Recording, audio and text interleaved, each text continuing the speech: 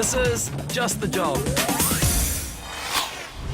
Kia ora and welcome to Just the Job. Today is a special day because in this show we celebrate our 100th career that we've brought to you over the last 4 series. Now we've covered some amazing jobs, but we've still only scratched the surface to the huge amount of careers that are out there waiting for you. So let's not muck around, let's get on with it and check out our next 3 careers. In today's show, Nettie is all at sea on board the Inter-Islander ferry Kaitaki. Rachel finds out what happens to wool generated by New Zealand's population of almost 40 million sheep. And James checks out how lateral thinking and practical skills can take you a long way as a mechanical engineer.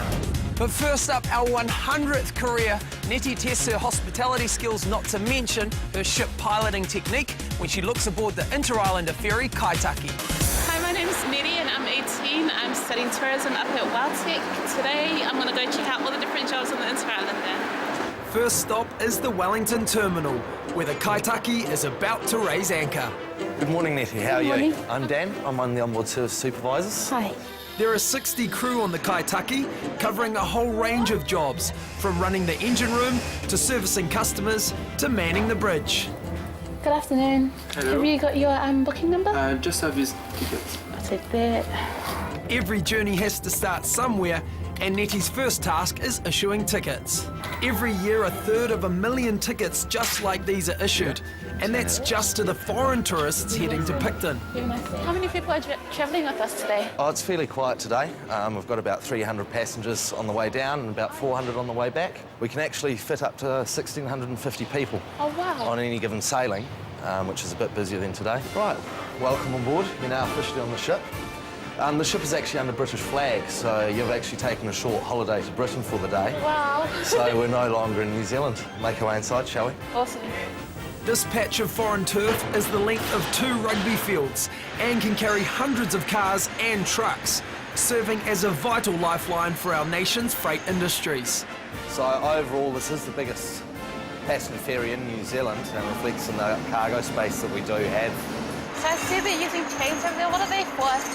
Those chains are what we call latchings. Okay. They're basically attached to all of our trucks, all larger vehicles, to avoid movement during a sailing, no matter what the weather is. And then, now put, yeah, now. Now? Yeah. No, hold it in your hand. Hold it in your right hand. Far above the acres of boys' toys sits the Silver Service Kaitaki Lounge. Tuck it in. That's the one. Where in the search for perfection, no newspaper is left unturned. How long have you been here? How long have I been with the Inter-Islander? I've been with the Inter-Islander just over a year and loving it. Oh, I've been yeah? in hospitality for 15 years. A chef by trade, but front of house now. What's your favourite part about being with the Inter-Islander? My favourite part is interaction with passengers. Maybe a little bit shy, but once I get in there, I'm fine. I've actually got a laptop. Do you have Wi-Fi? Yep, we've got free internet access. I just give you a code and password and you can log into it. Oh, great. Yep, if you need anything else, just let us know. As well as wireless internet, there are a huge array of offerings for the public on board. And that means the hospitality staff get to have variety in their jobs. Rebecca is fresh on the boat. Hi there, sir. How can I help you? Can I have a decaf trim latte? Decaf trim latte? Sure. But she's already absorbed the coffee culture that's led to award-winning brews. Perfect. Right, is Captain's coffee ready? Yeah, just putting the lid on. Fantastic. Finished. Oh, we might as well bring it up. Yeah. Come with me. Alrighty. At sea, there's a pyramid hierarchy, and sitting on top as the leader, whose word is law, is the captain. Hey, Captain. Hello. That's your coffee. Thank you very much indeed. Welcome on the bridge on the Kaitaki. Thank you. Okay, this is where you can manually steer the ship. Do you want to manually steer it? Can I try it? Yes, you can try it. Sit down. It's kind of comfortable. Yes, it is. Yeah. It is. It's spring-loaded and everything. So Yeah. now I'm going to put you into what we call manual steering. Now press that button. You just hold it in that position now, and she'll come back. You see how she's coming back? Yeah. Yes. How is it to steer 15,800 tons? I feel real powerful right now, eh? I feel really empowered. Yeah. And you have 28,000 horsepower. Wow. That is actually driving it forward now. That's a little bit more than your little car, is it? Way more. Yeah. It took me about half an hour to make your coffee. How long do you think it would take me to do what you're doing now? Well, to be in my position, it takes a few years. All right. Yeah. Well, I grew up in a little fishing village in the west coast of Norway, and my father was a sea captain. He was a teacher for the school for navigation at the time. Okay. So I never had a bicycle in my life, but I could row a boat from I was 20 years old. Yeah. The Inter-Islander has 3 ships working the strait. This is the Aratiri, sister to the Kaitaki. It's purpose-built for passengers and rail, accommodating up to 60 wagons and serving as a crucial part of our nation's infrastructure. All the ships carry passengers, which means a thriving onboard hospitality industry. Culture's certainly unique on board the vessels, as one can imagine, but a very tight, close-knit family. Main reason for that is you can't, unlike an office building, go up the street to get lunch. You all have lunch together, you take your breaks together, and you train together for emergency situations or in customer service. Nettie may have lashed trucks down and steered a 22,000-tonne ship, but it's in serving the customers that she's really learnt to see a different part of herself. Hi, miss. How can I help you? I wanted to watch a movie. Is there anything good? We've going? got Just a Job showing right now. It's a really popular movie going. Sweet. Sounds good. Cool. Yeah. Here's your ticket and enjoy. Once again, on behalf of the captain and crew of Kaitaki, thank you for choosing to travel with Inter-Islander. Nettie did fantastic. She certainly had eye to detail. Coffee didn't taste too bad either, from what I heard from the master, so he's quite happy with that. He'll have her back. Today was really fun. It was a different experience. I think the best part of today by far was steering the boat. Like actually being on the captain's chair and just, yeah, it was fun. Awesome. To become a Maritime Hospitality crew member, you'll need to take the National Certificate in Maritime Commercial Passenger Vessel Hospitality Level 2, and it can be taken on the job. Communication skills and a friendly attitude are crucial, and you must be able to remain calm under pressure in the case of an emergency. Cash handling and basic math skills are needed, and experience in the hospitality industry is a bonus. Well, after the break, we're going to be in the wool sheds with Rachel as she sees if she can shear a sheep. Say that 3 times fast. This is Just the Job.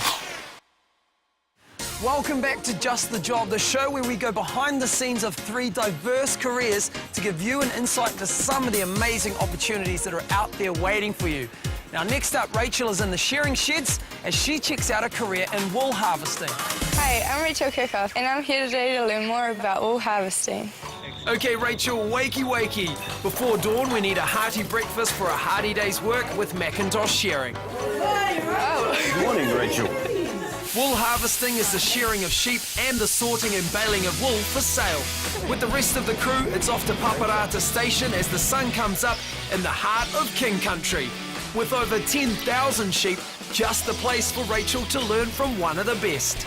Like Dean Tahuya, Tektra Regional Training Manager, who's been in and around shearing for over 45 years. By the time I was 12, I was big enough to actually pull the sheep out and shear one. Before There are 3,500 shearers and wool handlers in New Zealand, which seems like a lot until you know there are 33.1 million sheep. But can Rachel shear her first one? To get started, she'll need the shearer's bare essential tools. well, over here, Rachel, well, to start with, we have the moccasins. What are they for? Well, they're the closest thing to bare feet that you can get, and that gives you good grounding on the floor. Your handpiece, it's about $750 worth, so treat it like you would your fingers, okay? Don't go dropping it.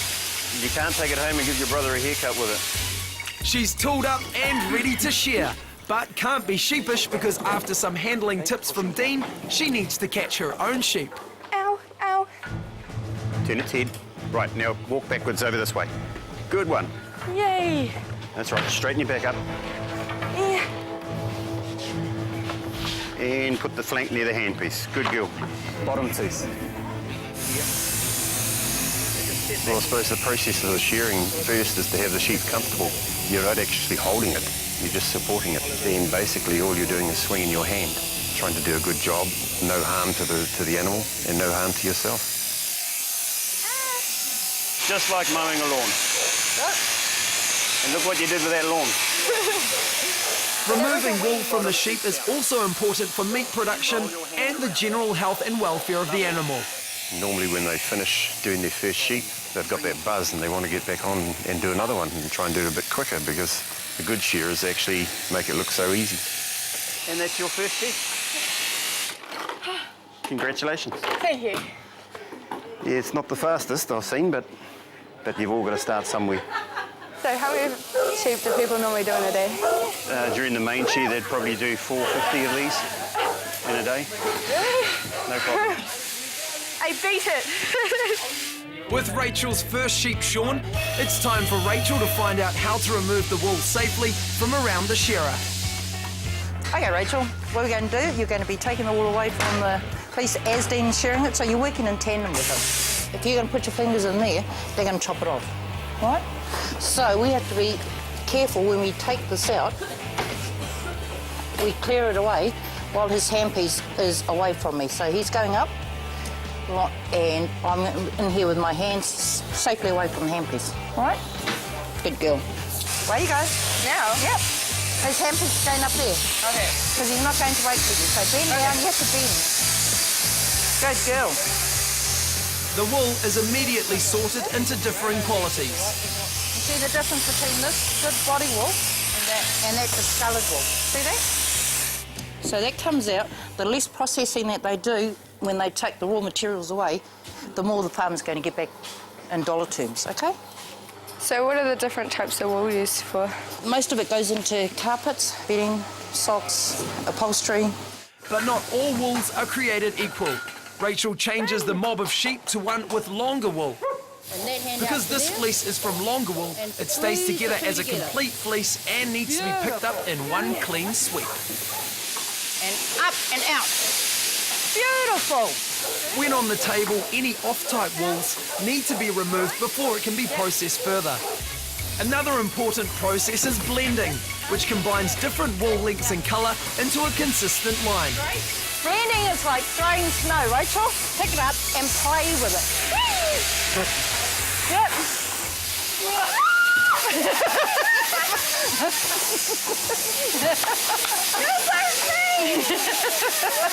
When this wolf in sheep's clothing isn't scaring young ladies, he's doing a modern apprenticeship and travelling around the country with Macintosh shearing. So what's your favourite part about the job? Sort of the lifestyle, like learning to shear and stuff like that, it's real enjoyable. What's the crew like? Oh, it's good, you know, heaps of strong friendships and kind of like a big family, really.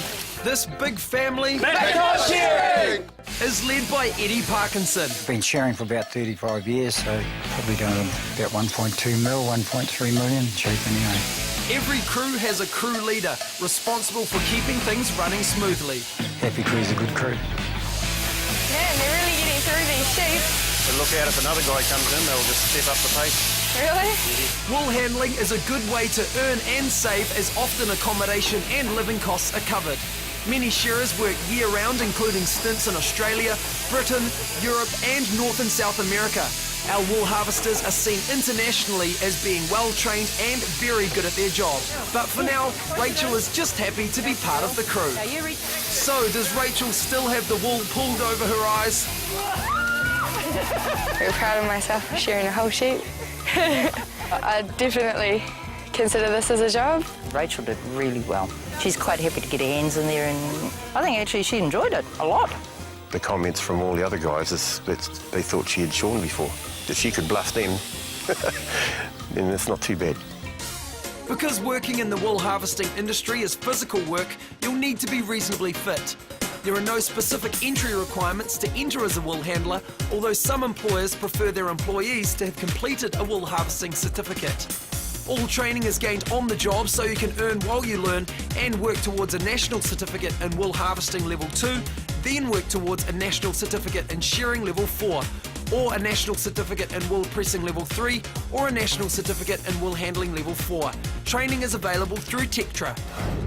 Well, didn't Rachel do a great job? A bit more practice and I think she'll be shearing sheep in her sleep. Coming up after the break, James is along to find out how machines are built, maintained and designed when he checks out a career as a mechanical engineer. This is Just the Job. Now, James is up now, so let's see how he goes when he gets his hands on some serious equipment and looks at what it takes to become a mechanical engineer. Hi, I'm James, and I've come along today to learn all about mechanical engineering and what the job itself entails and all the bits and bobs as to what goes on. Mechanical engineering is all about the designing and building of mechanical devices to do the jobs people can't or don't want to do.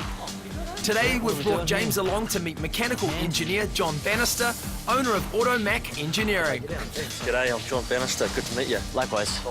A mechanical engineering technician designs mechanical components to precise calculations to suit its intended purpose. Then, with computer-aided drawing or CAD, the manufacturing process of that part begins. Today, they'll be taking a CAD drawing and making a shaft and sprocket component for a box folding machine. We're going to design up a couple of parts, going to have a sprocket, some bearings and bits and pieces on it, and then we'll go and manufacture the parts this afternoon. Cool. Mechanical engineering would start off with design, and then you've got the workshop element of it, which is manufacturing the parts, and then assembling machinery, and then installation and commissioning on site. And then towards the end, you inevitably get involved in programming and software, that sort of stuff. So there's some electrical content in there as well. So yeah, I'm certainly not stuck behind my desk from 9 to 5, that's for sure. Nice work, James. So with the appropriate safety gear on and their design in hand, it's time to transform the measurements into cold, hard steel. Okay, James, so we've got a drawing here of the part that we made. Yep. Looking at the drawing, we need 78.85 millimetres, so we'll make it 81 millimetres long and we can machine it to length. Yep, cool. The sort of qualities that make someone a good engineer is, firstly, I think you need to be a relatively practically minded person, be good in a team environment, and very importantly, I think problem-solving skills is something that you need to have, being able to work through a problem and come up with a solution. Cool. There you go, there's a bit of steel that we'll machine up, so we'll just give it wipe down. Put that in the lathe and we'll machine it. Cool, sounds good, let's go. From here, the centre lathe refines the coarse steel bar to within 1/100th of a millimetre, and it's starting to resemble the sprocket and shaft it will become. The machine part is then sent off-site to be laser cut. One of the production processes that's really sort of revolutionised the way that engineering's done in recent years is laser cutting. Laser cutting is a precision cutting-edge technology used to finely cut metal materials. The high-powered beam of the laser is directed onto the metal via computer, leaving an edge with a smooth, high-quality surface area. It's a really fast and cost-effective way of making componentry. While waiting for the part to come back, John takes James to JMP Engineering to take a closer look around a larger-scale operation.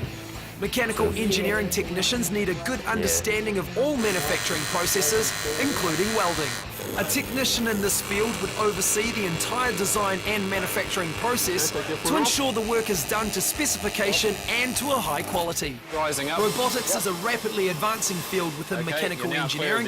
Chris and James set to work calibrating this carton palletising machine to stack over 30 cartons per minute. Okay, robot's now live. Your first motion you want to do is straight up out of the accumulator. Yep. So you hold the Z plus down. So no. Whoa. Hold the Z plus. Yep. Okay. Hold that down. Keep bringing it up. Keep bringing it up. Rise all the way up till it's clear. So how did you get into the whole engineering thing? When I was at school, I always enjoyed engineering, building things, built boats, things like that. So engineering was always going to be what I wanted to do. It was just a matter of how I went about doing it. Chris went on to complete his mechanical engineering apprenticeship, then went on to higher study with his National Diploma in Engineering Equivalency, giving him the necessary design, mathematical and programming skills for his technician's role. And that was 10 years ago. Wow, 10 years.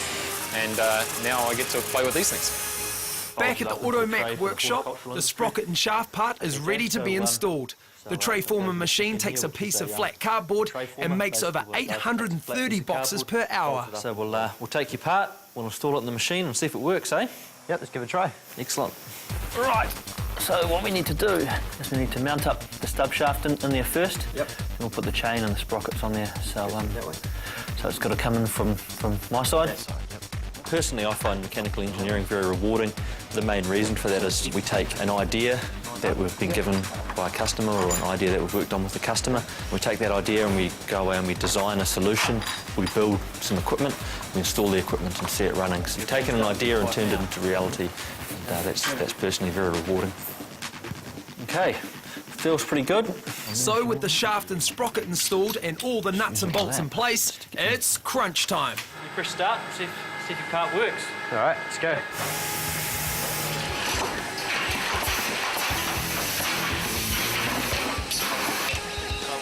Cool, that's good. Looks like James has a heavyweight career in boxing ahead of him. I think we've done well here, James. So do I. We deserve a cuppa, I reckon. It's about that time, isn't it? Maybe some cake? Yeah, definitely. Oh, look at that. Hey, look at this. Choice. Oh, I think we've deserved it. Yeah. Why not? Cake? Nah, you can have it. Oh. So, John, how do you think James went? James did really well today. He's definitely got quite a practical aptitude, so that's really important. Mechanical engineering, yeah, it's exciting. There's definitely a lot that goes on. Lots of excitement, lots of skills you need to learn on the job, and it's a skill I can now take away with me and put to use somewhere. There is a real shortage of mechanical engineering technicians in New Zealand, and the chances of getting a job are good.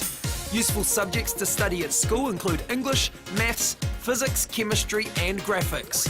To become a mechanical engineering technician, a national diploma in engineering level 6 is recommended. This takes 2 years of full-time study, or you can complete your diploma as a cadet. James, you did an awesome job, mate, so thanks to you and to everyone else who featured in today's program. Now, career services are up next, and they've got heaps of information and resources available to help you out, which Selwyn is about to share with you right now. Whenever you hear people talking about career planning, goal setting is a phrase that is often used. Goals help you move from one place to another. They don't have to be the final destination. Think of them as pit stops on your career journey. So work out the small steps and think about the people in your life that can support you to achieve these.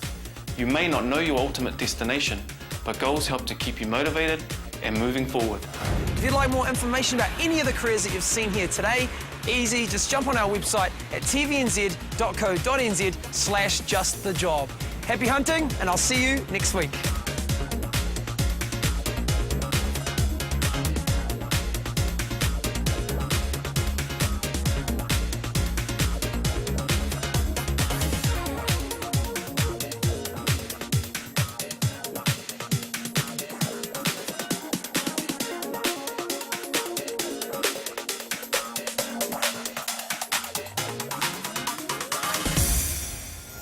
Supporting local content so you can see more of New Zealand on air.